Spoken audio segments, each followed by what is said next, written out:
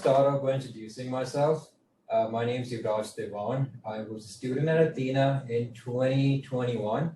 So I joined Athena in fall of 2019. I worked with them throughout 11th grade and 12th grade, and they really helped me curate my entire application. So before Athena, I was planning on applying for the IITs, preparing for the JEE. But in those 2 years, I'm going to tell you guys all that I learned throughout my time at Athena. So I applied as a CS major. I'm currently a student at Berkeley studying CS. And I got into 8 of the top 10 schools in the States. So I got into Carnegie Mellon, Berkeley, UIUC, Cornell, Georgia Tech, Washington, UTA, and UCLA. So let's start off with the first thing that most colleges look at, which is academics. Okay, so I know that we'd like to talk about, extracurriculars, projects, essays, but the one main thing, the most important thing that colleges look at is academics. So by academics, we're not just talking about your school grades, we're also talking about standardized testing. Let that be the SATs, the ACTs, or the TOEFL or the IELTS. The most important thing the university looks at when they look at your application is your academics. Now, what's one thing that most tech schools want? Obviously, they want good grades in science, math, and CS. CS, I know most schools may not have CS starting from 9th grade. My school did not. I was a student of Delhi Public School, Arkipuram. So for us, I could only take CS in grades 11th and 12th, but I made sure that I got incredible grades in 11th and 12th to compensate for the fact that I could not take that subject in 9th grade. Also, another thing, what most universities like or what they prefer to see is like a steady increase in your performance. So let's say in 9th grade, you started off with 85%. That's not ideal, and 85 isn't ideal.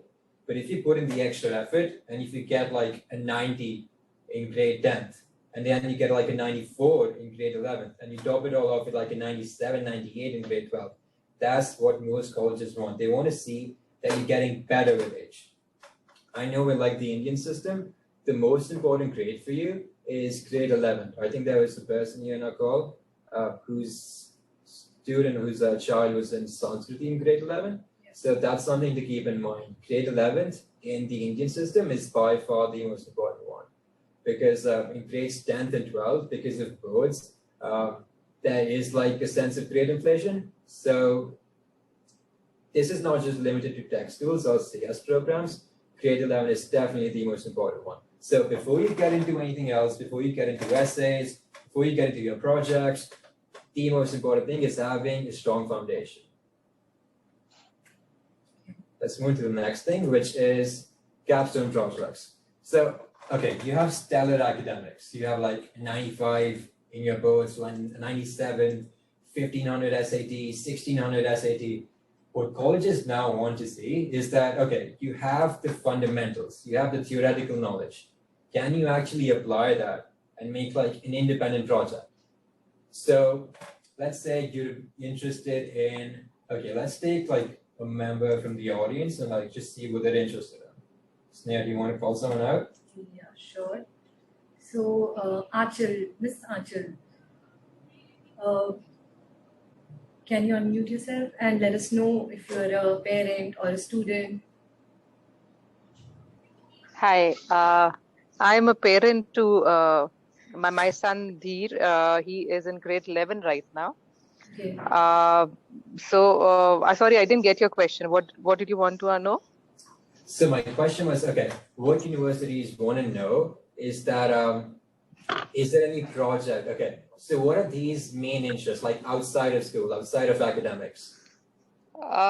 He is good at chess, so he enjoys playing chess. He's also interested in business modules and computers as well. So it's a varied area of interest. It is not focused to only one thing that I can say, yeah, he's good at maths and he's good at computers and nothing like that. But there are varied things that he's interested in. Okay, that's actually good. What most universities want is that they want you to be interested in like a multitude of things instead of you narrowing down into one specific pathway. So let's say chess. let's say I am Deep. I'm interested in CS and I'm also interested in chess. So I'll use the fundamental knowledge of both CS and chess to create a project that involves the two of them. So what could that project look like? So just off the top of my head, you could create, so one of the students that I'm working with at Athena, he's using like a machine learning model that starts off chess and it plays with chess bots online. And it only plays with chess bots and then it sort of learns the game itself. So when it starts, it does not know anything about chess. And then using machine learning, using neural networks, the knowledge that he has, he combines that with his love and passion for chess, and that's his capstone project. So what was my capstone project, you ask? I've always been interested in languages, and I remember this one time. So I have a younger brother, and he studies Sanskrit. So this one time he was having problems translating something from Sanskrit to English. So I just asked him, just use Google Translate, because I took French in grade 6 to like grade 12. So I asked him, whenever I had problems with French, I would just use Google Translate, write the word in, and it would give me the translation. Then I found out that Google Translate to this day does not have Sanskrit in it. So I was like, okay, what am I going to do now? I'm going to research, because I knew about natural language processing. I had done internships, I had made research papers. So I was like, okay, this is the perfect way for me to combine my interest in CS and in linguistics and create a capstone project. So what I did was I contacted Google, I got in touch with the team, and then I studied for hours and hours, I researched, and then I created a translation tool from the Sanskrit language to the English language. And this is a tool that I'm still in touch with Google, and we're working on deploying this in Google Translate. So this is your capstone project.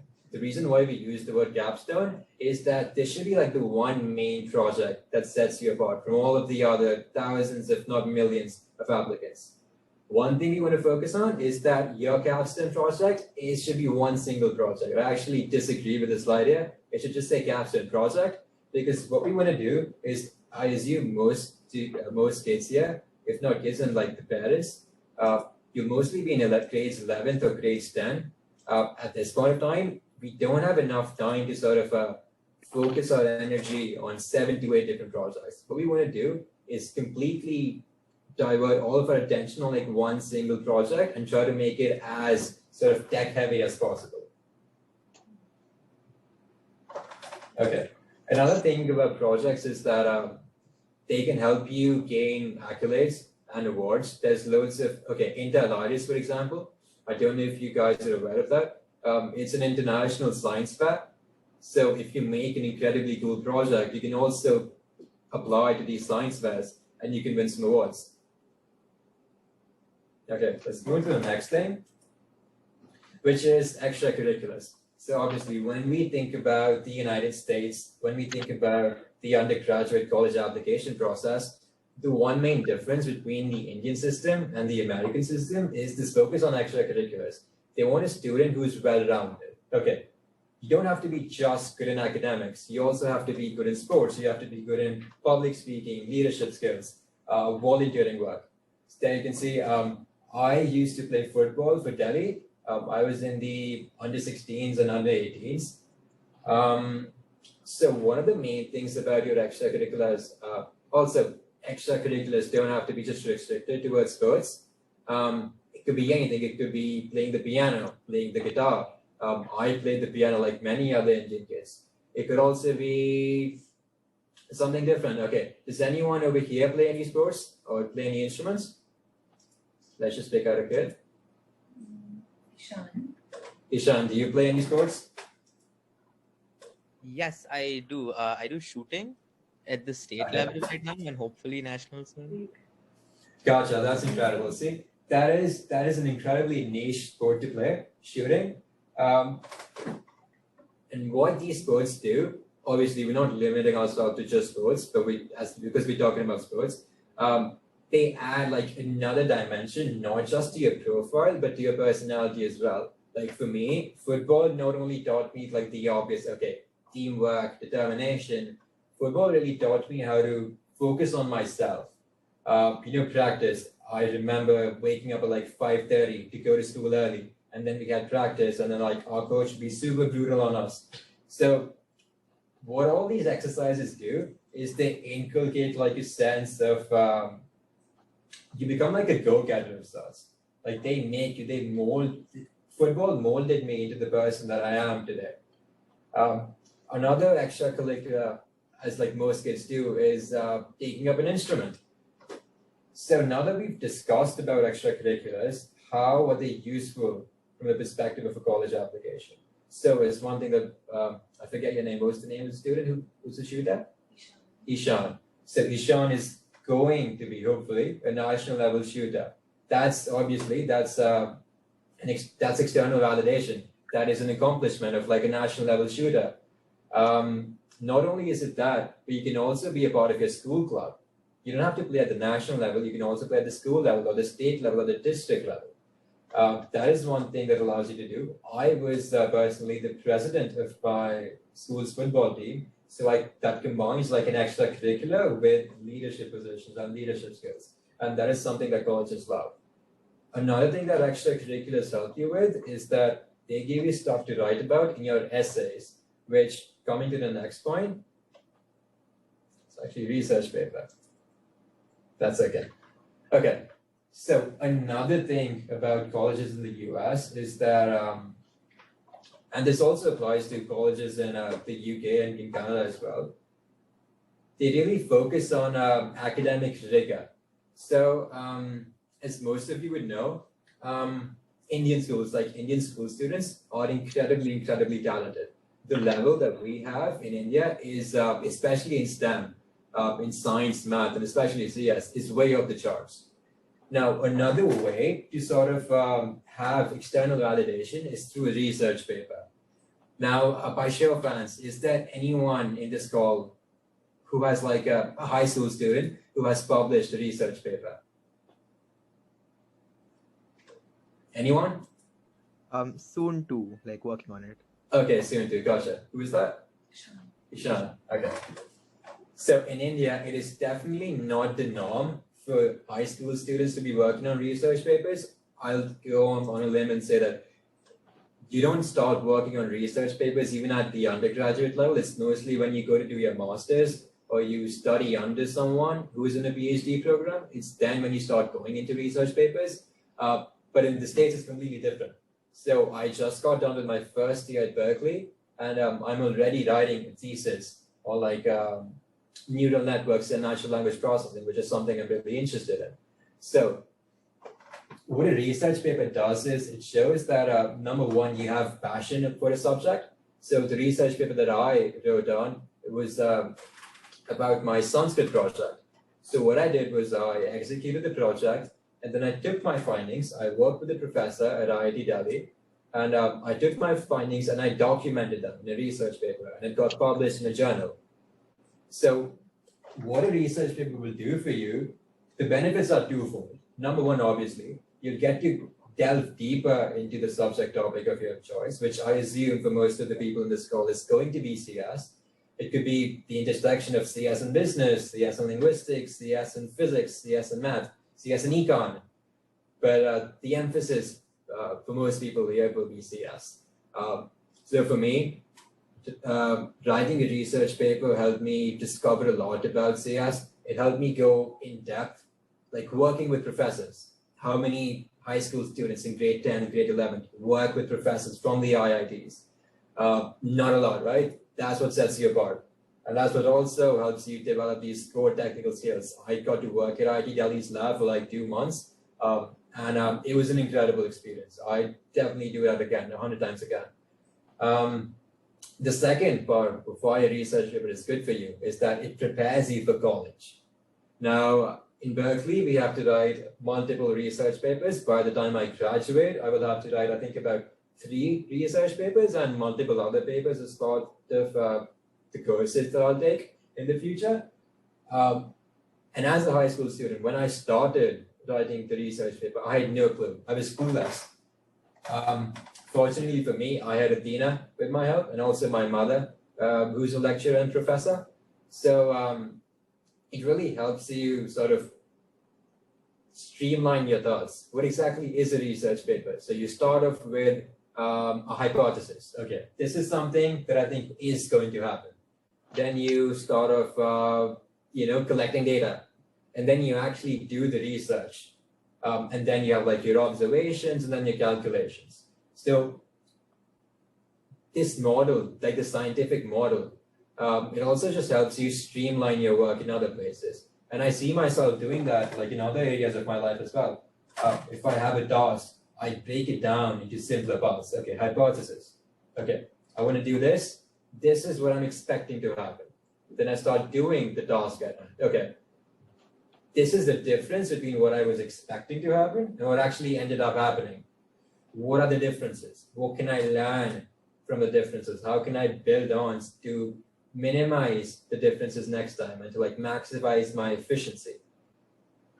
So this is about research papers. And when it comes to sort of getting in touch with professors at these reputed colleges, because I know most of us don't have contacts. I personally did not have contacts. I did not know anyone at like the IITs or the IIMs or the NITs. So what I did was I went on LinkedIn. I thought about my area of interest. My area of interest wasn't just CS. CS is huge. At the postdoctorate level, you need to like really hone in on what your area of interest is. So I chose natural language processing as my area of interest. And then I went to IIT Delhi's website, IIT Kharagpur's website, IIT Delhi website. And I looked at the professors who've been working in these fields. And then I emailed them, I called them, and then I messaged them on LinkedIn. And here's the great part about life. You could message 500 people and get rejected by 499 of them.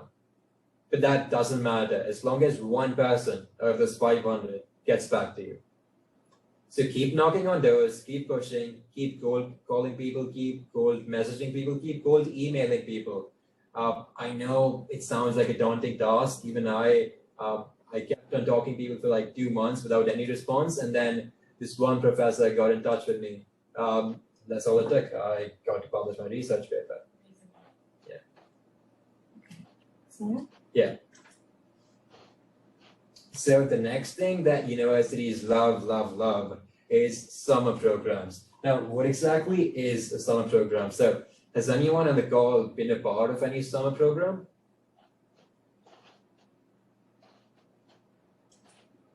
Anyone? Okay. I'm going to take that as a no. Okay, so I'm going to start off with what actually is the summer program. So summer programs are big in the States, not so much so in Canada and the UK, but they're really big in the US. There are opportunities for pre-collegiate students, so anyone in high school, 9th grade, 10th grade, 11th grade, 12th grade. There's even summer programs for middle schoolers. And what they allow you to do is, obviously, as the name suggests, it's a 1 month, 2 month long period during the summer. It's essentially like a course where you get to interact with other students who are interested in like the same fields, and you get to work with faculty, students, and researchers at a particular university. So Stanford, for example, has loads of pre-collegiate summer programs. MIT has summer programs. Princeton has summer programs. Another benefit of these summer programs is that they sort of gear you up. They make you ready for the application process, because most of the competitive summer programs, like the one that I went to, Wolfram has like an acceptance rate of about 8%. And to apply, you have to send them your CV, you have to send them your essays, there's like a coding supplement. So it gets you in like the mental headspace of like, okay, this is what my college application is going to look like. So I'm going to just talk a bit more about Wolfram. So has anyone in the call heard about Stephen Wolfram, like Wolfram Alpha, Wolfram Mathematica?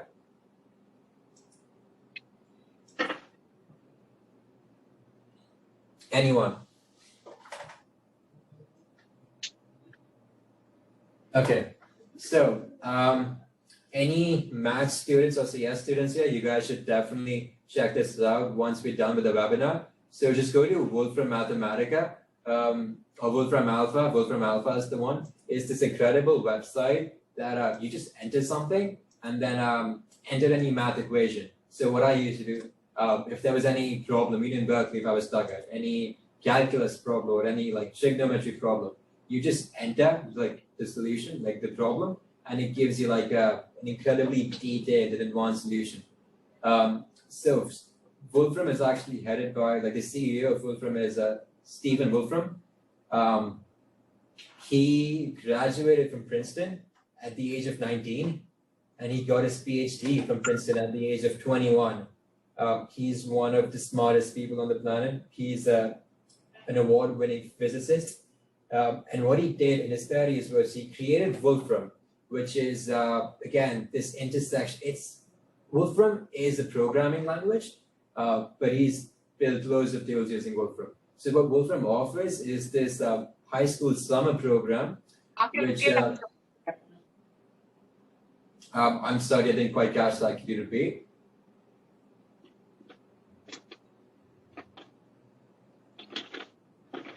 Okay, I guess we'll just continue. So what Wolfram, the program structure was, it was an 8-week-long program, so that's 2 months. I went to UIUC's campus, University of Illinois Urbana-Champaign. That's the university that Wolfram works with. As you can see, we had a bunch of about 35 to like 40 students, all in high school, and we all got to learn about the Wolfram language. We all got to work with students and professors at UIUC, just learn how, experience how actual project design happens, like how students in a college classroom work, like how do they study. And at the end of it all, not only did we get to learn about the Wolfram language from the person who actually invented the language, we also got to create our own little side projects. So the project that I worked on, because I was always interested in CS and linguistics, I created this project that will let me sort of find out, you put in any 2 languages, let's say Hindi and German, any 2 languages. So now from the looks of it, Hindi and German seem like 2 different languages. But if you enter it into my tool would sort of go through all the linguistic data, and it would tell you, okay, these are the similarities between the languages, and these are the differences between the languages. And you could also shift that through time. That will allow you to sort of look at the evolution of languages. This is just like a fun little side project that I did. So now I'm going to assume that most of the students in this call are either in 12th grade or 11th grade, maybe even some in 10th grade. I highly, highly, highly recommend you that you apply to some programs. The application deadline for most of these, they start in about February, January. This is when the applications open up. And the actual program itself is during summer break. So that's June, July, early August, even sometimes like late May. But yeah, I would highly recommend them. And if you don't want to attend these in person, there's also online summer programs. Yeah, Wolfram is one of the best ones for CS, but there's also other ones in, as I said, you want to do business, you want to do econ, math, English, psychology. There's tons of summer programs out there. But yeah, this is something that even colleges really like, which is one of the reasons why the reason why colleges love summer programs is that I went to UIUC for this summer program. I interacted with professors there. So when I applied to UIUC, I had that extra factor in my application that, oh, I've already been to your campus. I've already worked with the students there. I've worked with the professors there.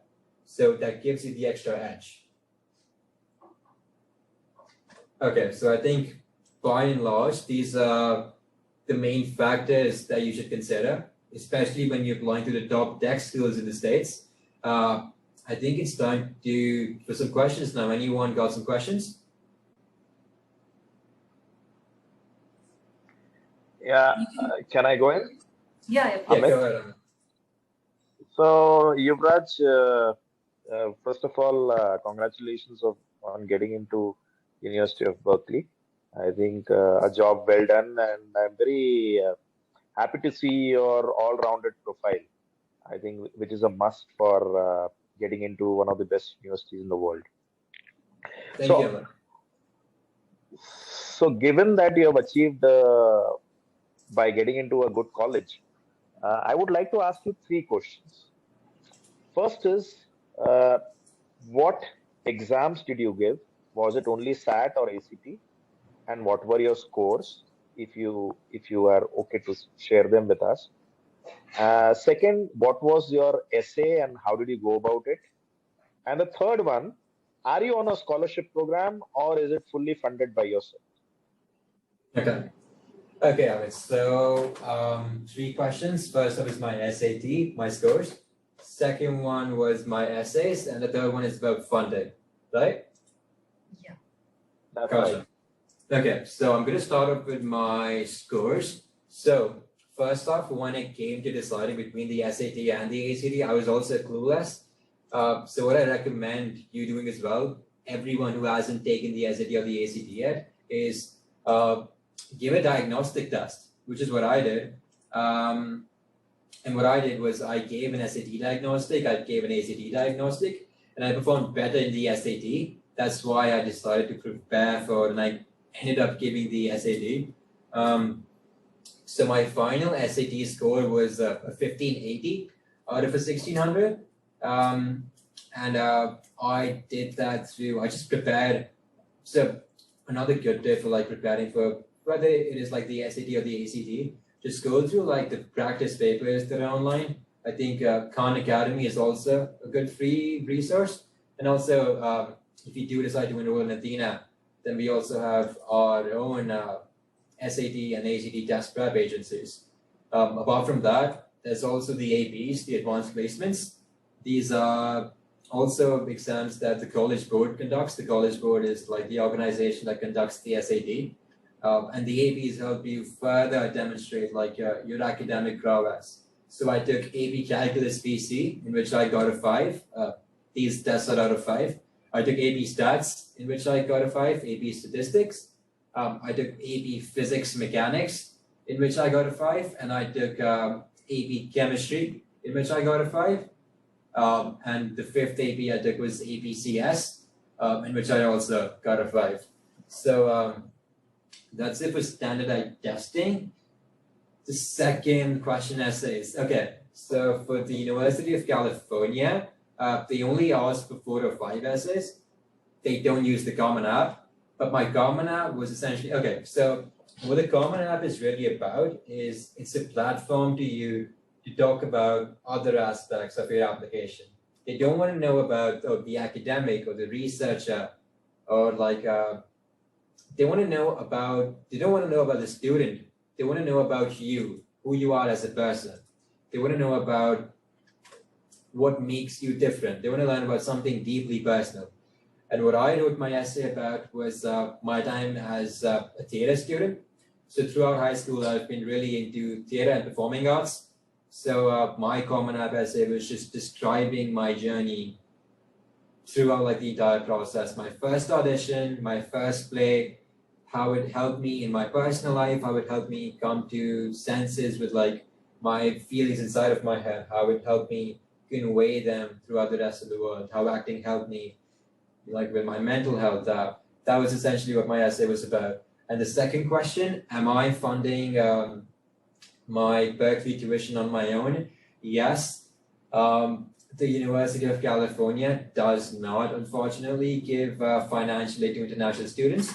However, there are universities, if that is a thing of concern, there are loads of universities in the States and in Canada as well, not so much so in the UK, that do give out financial aid scholarships to international students. There's a whole curated list, and we have loads of students at Athena who know that, okay, we don't have enough to completely finance our college education, so we cater that college application and we cater the college lists to universities that do give out foreign like aid to financial aid to foreign applicants. I hope that answers all your 3 questions. Thank you so much, and all the very best. Thank you. We have a question from Vibhor. Uh-huh. So, first question is, did you evaluate UK universities for pursuing CS? If not, why not? Okay, so the UK. this is also a huge thing of contention between most students at Athena, is that, okay, do I apply to the US or do I apply to the UK? The difference for me, I actually did not apply to most universities in the UK, and the reason for that was I was indecisive about my major.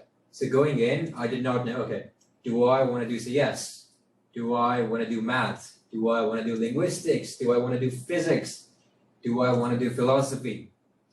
If you're a student like that, if you're a student who's unsure of what they want to do, like even now, the courses that I'm taking, last semester I took an English literature course, I took a CS course, I took an anthropology course, and I took a psychology course. So as you can see, I'm taking all sorts of courses, I'm exploring different fields. So the US and the liberal arts model of education in general is a better fit for students who don't exactly know, they're not sure of what they want to pursue, because it opens loads of doors for you. And the UK is a better fit for students who know, okay, this is what I want to do for a fact. I have friends who know that, who've always known, okay, physics is what I want to do, like physics, or chemistry, or it's like, I've always wanted to do econ or business. If you're one of those kids, then I would suggest that you apply to the UK instead of the US. And because we're talking about tech schools, tech programs, the UK also has some incredible tech programs. The first one off the top of my head are obviously Cambridge and Oxford. These are two elite institutions. And also you have, the Imperial College or Durham or St. Andrews. So the UK also have loads of good, reputable tech institutions. So I hope that answers the question. Here's another question. While you would have a great profile, what in your view was your brand that stood out and made a difference in your assessment? Gotcha. So this is one thing that we really focus on at Athena, is that what is your personal brand? What is something that separates you from like the other thousands, hundreds of thousands of students that apply to these elite universities? So what a personal brand helps you determine is that it helps you focus. It helps you focus. It helps you think of, okay, which projects should I focus on? Which extracurricular should I focus on? So for me, my personal brand was that of like someone who's interested in computer science and linguistics. So that of a computational linguistic, like a computational linguist. The reason why building a personal brand is important is that it helps you sort of devote your attention, time, and energy. So when I joined Athena in 11th and 12th, I stopped working on the debate club in school. I stopped. I was earlier really active in the debate club, but then I stopped. Why? Because it doesn't align with my brand. I joined the tech club. I started the Linguistic Society. So this is just what your brand helps you with. Just knowing, okay, I'm going to assume, okay, I was interested in CS and linguistics. Should I do this project in that's on physics? Maybe not. Should I do this project that's on using machine learning to, I don't know, help students teach French or something like that? Yeah, it makes sense to me. It makes sense for my profile. Yeah, so that essentially was my profile. Someone who studies CS is also interested in linguistics. So here's another question that I'm not able to understand. The question is, reflecting back, what would you have done differently? Acceptance is just amazing, but yeah, still would have done something different. Okay, looking back, what would I have done differently? Interesting question. Yeah, I have thought about this. I feel like I would have put in more effort into specializing my supplement essays. I feel like what I tried to do was I left my supplement essays for the very end, and I really couldn't delve deeper into why exactly. Okay, so for those of you who don't know, supplements are essentially college-specific questions, essay pieces that most colleges ask for. It could be, okay, why X college? Why do you want to join Michigan? Or why do you want to study psychology at Duke? These are the essays. So I felt like I could have spent more time on my essays in general, because I was too focused on doing lots of different things: football, theater, robotics club, CS club, linguistics club. Yeah. So I felt like looking back, essays could have used with some more time. Okay. And Next Yuvraj, question. if I may just supplement that, the question was more specific to your profile building. So anything you would have done differently from a profile building perspective? So from the perspective of my profile, I feel like one thing that I would have liked to do, and I do recommend students look into, is participate in Olympiads. I feel like Olympiads really do help add that another layer of like academic rigor and academic intensity. It shows that you have a passion for a subject and that you're willing to go way far beyond what most high school students go to. Just another thing, because we are on the topic of Olympiads, it's important to note that the only reputable Olympiads that most universities look into are the international Olympiads, like not the SOF Olympiads that are hosted like on school level. Yeah, I hope that answers your question. And the next question is, how many colleges did you have an interview with? How many colleges did I have an interview with? I think I had about four interviews off the top of my head. I had one for Michigan, I had one for Duke, I had one for Purdue, and then I think I had one for Cornell. Yeah.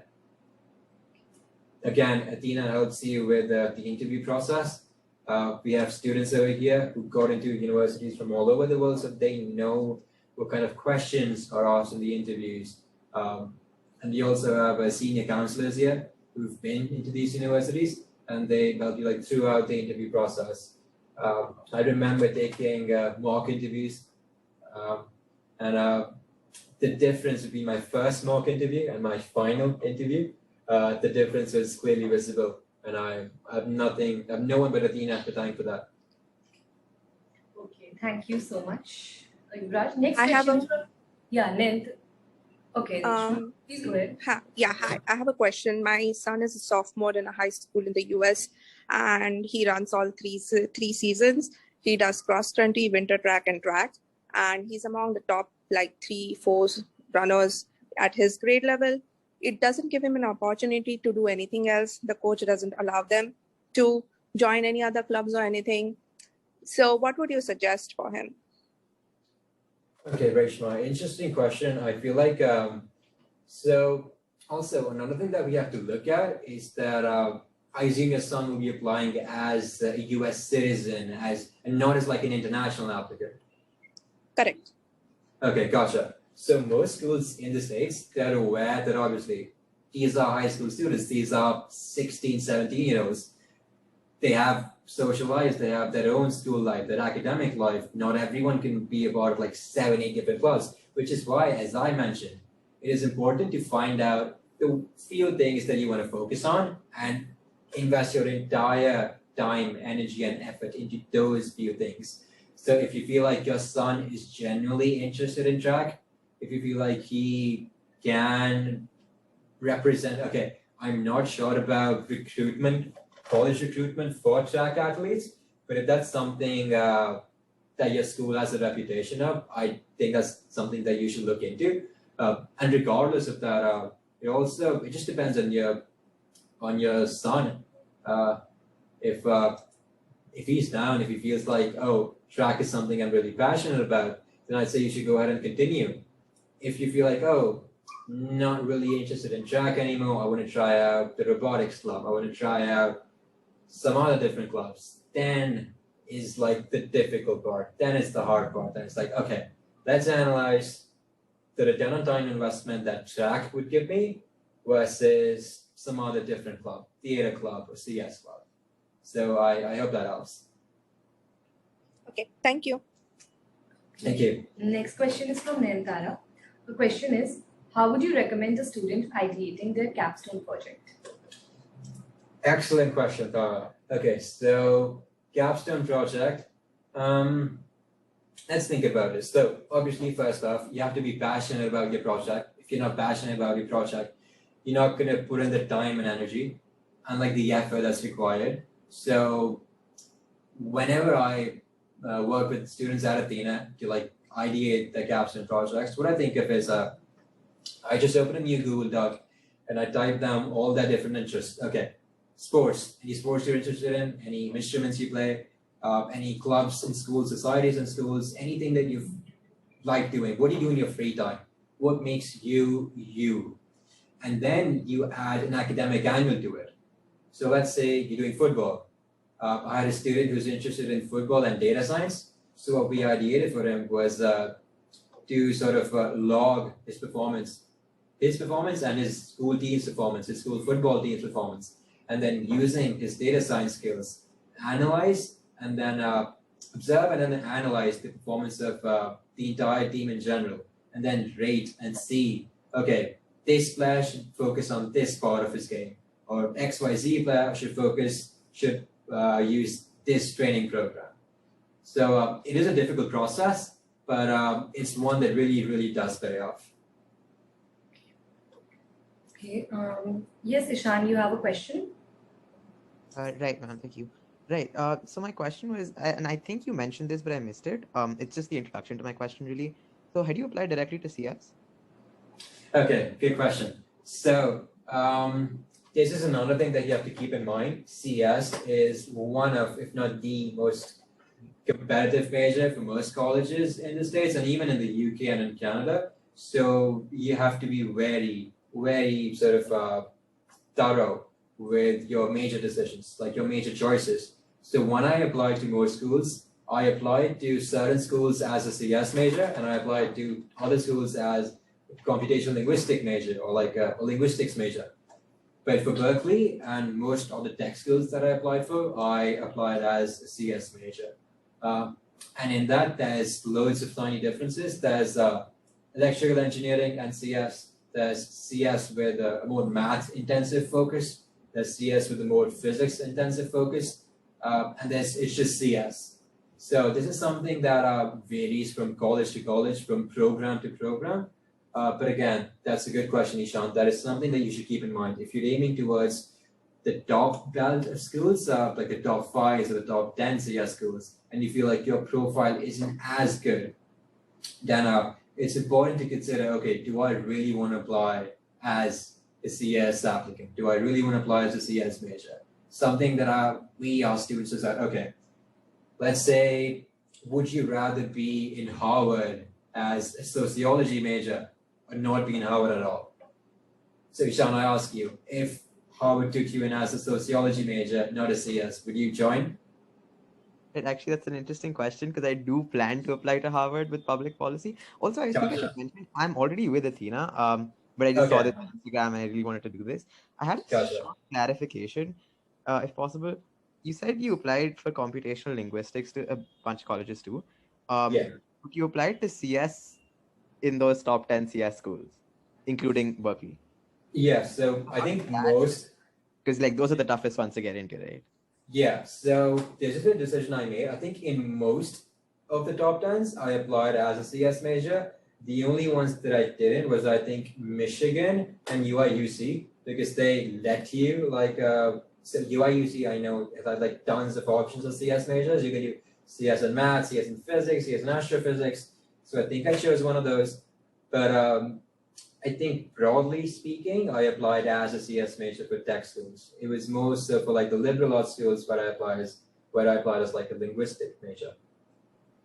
Got it. So was that just because like you thought the profile was good enough, or like what I'm trying to understand is how did you decide that you'd go for it with CS and not like your risk? Obviously at this point you know the profile was worth it, but before that, no matter how good the profile, there's always that doubt, right? Yeah. That is the thing. Okay, so for most of my high reach schools, I think I remember Stanford. I did not apply as a CS applicant. Stanford, I applied as SimSys, which is symbolic systems. It's the closest that you can get to computational linguistics at Stanford.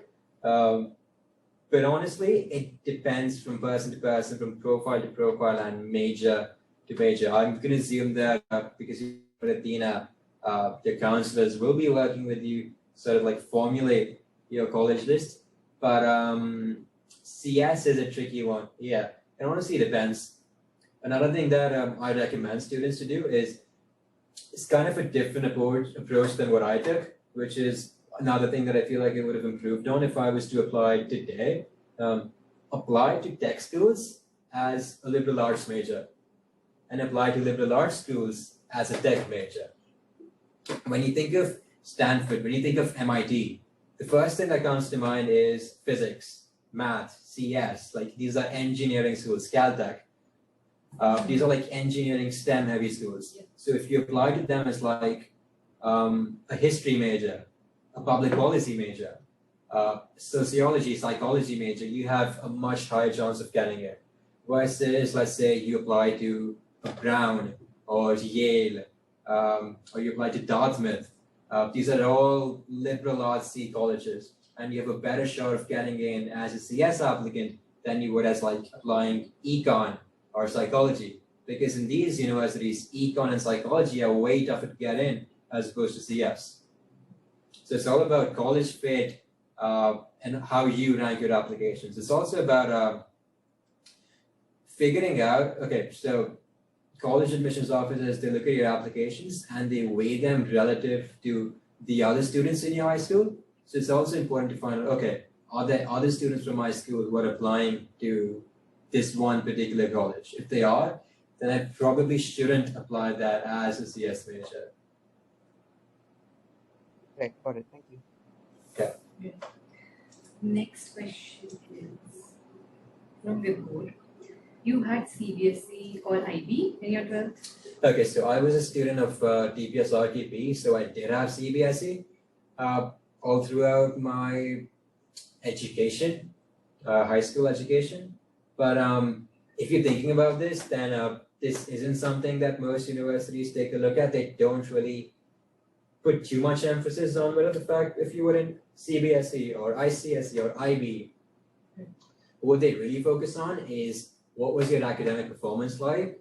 And more importantly, what was your academic performance like relative to your peers? Yeah. Next question is from Kuhu. A question is, you said the UCs don't give out a lot of financial aid to international students. What about merit-based scholarships? Are those a better bet than applying for financial aid? Okay, good question. So merit-based scholarships are usually, okay, there's two types of merit-based scholarships. The first one is where the university gives you the scholarship, and the second one is external scholarships. So the second one would be, I know Cornell has the Tata Scholars Program, which is something that the Tata Foundation does exclusively for Indian students. And it has like a separate application and it has separate essays as well. And also, there's also different companies that do give out not loans, but scholarships to students. And there's different applications for that as well. For the UCs, they don't have any particular partnerships or tie-ups with any other third-party institutes or organizations that do give out financial aid for international students. And to be honest, I would not say that merit scholarships are a better bet than university-funded scholarships, especially for international students, because there's not loads of organizations that are willing to give you like 1.52 crores. They might be willing to subsidize your application, your tuition, like give you a certain percentage, XYZ percentage. But I think your best bet is to look at colleges that do offer it. There's loads of colleges in the US that offer need blind and also need aware aid to international students. It's a lot of the top 5, the top most colleges, but it's also loads of liberal arts colleges, like your Grinnells and your LSEs in general. So yeah, I think it's important, especially if you need financial aid to attend college, it's important that you apply to a healthy mix of merit scholarships as well, but also just universities in general that do offer scholarships. Okay. All right. Next. I had just one more question. So you were talking about how you didn't apply to the UK because they don't have the flexibility of switching your major over there, right? In the US, is it like granted that if I want to switch, I will get that major once I'm into the college? Okay, good question. I don't think I can give a generalized answer to this.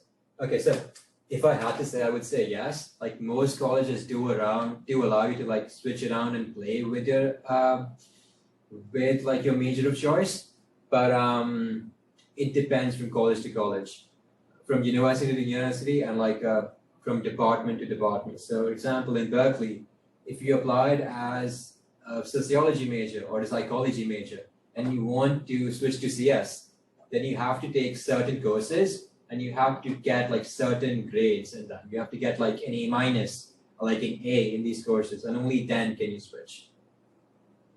But overall, in general, I'd say that the US is way more fluid and compensating when it comes to switching your majors. So even like a competitive program like CS would let you like switch into it later on? Again, that depends.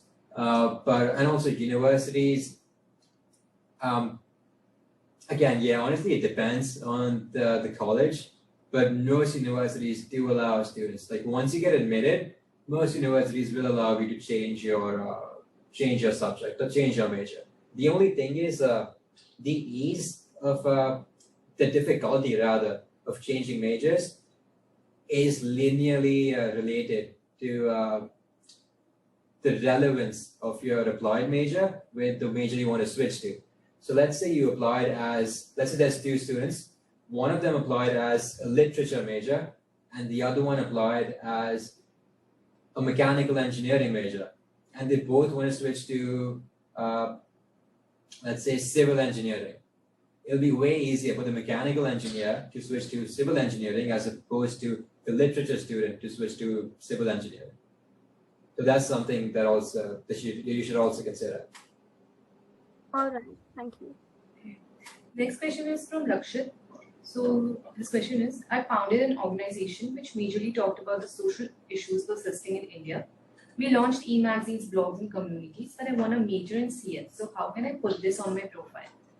Okay, so it sounds like an incredible project idea. And also, not every single part of your application has to do something with your major of choice. I'm assuming this could very well fit into like volunteering work. If you do indeed want to talk about the CS angle, then maybe you can talk about your website. I'm not sure if you mentioned the website, but you did mention e-journals. So, and also this will come under volunteering. Volunteering doesn't necessarily have to fit in like your overall brand and your overall major of choice. So I think you should be good. The only thing that should relate with your major is number one, your school grades. You can't be applying as a math major if you have terrible grades at math. You can't do that. The second thing is your main project. The third thing, or the tertiary thing, would be summer programs, research papers, stuff like that. Yeah. But when it comes to volunteering work, if it relates to your major, that's a plus point, but it's not a prerequisite. So that's it. Any other questions? If I could just ask one. Yuvraj, you mentioned about the 5 APs that you took. Did you take all of them at one go, or did you split them across years?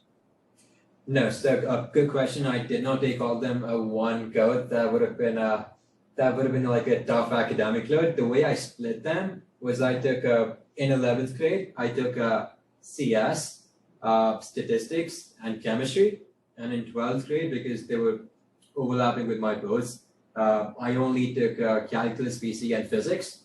And that's also something that you should keep in mind. Obviously, the APs aren't a prerequisite for Indian students or any international students when they're applying to colleges in the States. And the main focus of ours is quality over quantity. We would much rather you take only one AP or only 2 APs and get 5s, or take like 7 different APs, but you're getting 4s and 3s and 5s. We don't want that. We want take the most relevant APs that you can find and then just get 5s. You must get 5s. So does that mean that when you filled your application, you already only had 3 APs with you? Yeah. I already had 3 APs with me, and I hadn't taken 2 of them. Another advantage of APs, for like anyone in the college who's not aware of it, is that they essentially offer you college credit, and they allow you to skip the first couple of introductory college classes. So for me, I was able to keep, because I got a 5 in calculus PC, I was able to skip 2 of my introductory calculus classes, and I was also able to skip my introductory physics class. Thank you. Okay, I just want to request you all to fill the feedback form and let us know how the webinar was, how useful it was. It would be great if you could just take out 5 minutes of your time. Again, okay, so as you do fill out the form, any other closing questions? This could be about anything that we talked about. Let's just recap what we talked about. We talked about the importance of academics, capstone projects, extracurriculars, research papers, and summer programs. So the 5 important things that you need to get into the top tech schools in the States. I guess, short question. Yeah, sure. I think you mentioned a 1580 SAT. Uh-huh. That's amazing. But was that the first attempt? Okay, so that was not my first attempt. The first attempt that I got was a 1520. I think it was split as like 800 math and 720 reading and writing. So essentially what I did was I started taking mock tests, and I realized that I had pretty much, I had the math section figured out. So I exclusively started focusing on reading and writing, which I think is the case for most Indian students. Our curriculum makes it so that getting a higher score in the math section is easy as compared to the reading and writing one. So as I said, I just took loads of mock test papers. I analyzed why I went wrong, where I went wrong, and again, Khan Academy. It really was clutch. And at the end, I ended up taking this. My second attempt was where I got a 1580. It was 800 plus a 780. So Ishan, have you taken the SAT or the ACT yet? Yes, so I have. And I got a 1530 on the SAT. Now that's the thing, I'm in 12th right now, and that was like a huge consideration. So looking back, do you think that 1580 made that difference? Okay, so that is a good question. I feel like when it comes to standardized scores, it's usually something, it's very rarely something that gets you in. So as like, there's a statistic, like most Harvard applicants who apply with 1600, like loads of them don't get in. And there's loads of kids with 1400s and like low 1300s who manage to get into the top schools. So okay, here's how I would put it. Let's take a look at your score, a 1530. A 1530 is not going to, no school in the world is going to look at your 1530 and go, okay, we're not going to take him just because of his 1530. Your 1530 is only going to open doors for you. It's not going to shut them. And I'd say that the difference between a 1530 and a 1580, although there is a difference, the difference isn't too significant. It can be easily compensated for using your extracurriculars, your essays, your academic performance, and your profile overall. Okay, got it. Thank you. In fact, it's interesting because I think most people who suggest that retaking is when the math score is low, just because it's expected for an Indian student to manage that. So it's interesting to see growth in reading and writing in your case. Because I'm in the same boat, right? With the 800 maths, low reading and writing score. Thank you. Yeah. Wait, so Ishan, are you taking the SAT again? Not really. No. But then I'm also considering a gap year if I don't get into the very top. At that point, I might. Gotcha, yeah. Honestly, I agree with that. The 1530, especially an 800 plus 730 breakdown, makes sense. As a CS applicant, which I assume you're going to be a CS applicant. And of course, if you do decide to take a gap year, then yeah, I see no problems in taking another SAT attempt and just trying to get a better score. Great, thank you. Gotcha. I guess we've reached the end of our webinar. I hope you guys learned something new today. And thank you so much for attending this webinar. We are having webinars next week as well, tomorrow as well. So if you're interested, please register. And that's it. Thank you, Yuvraj. Thank you so much, you guys, for joining. I hope all of you the very best.